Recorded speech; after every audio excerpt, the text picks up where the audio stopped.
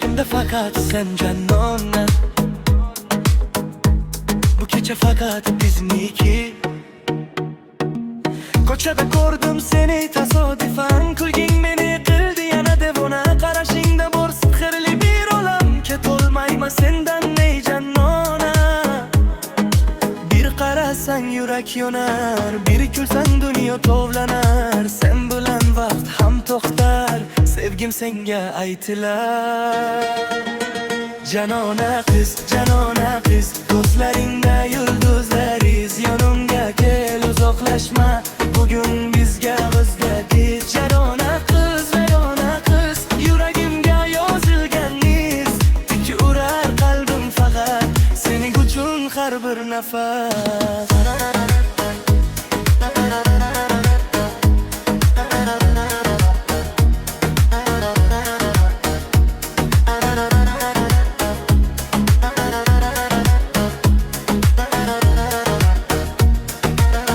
Telefonum kutar xabarlaringni,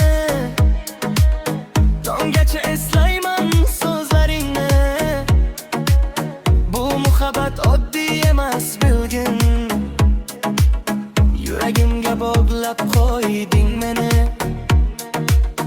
Qo'llaringdan tutib olsam, oylar ham bizga havas qilsin.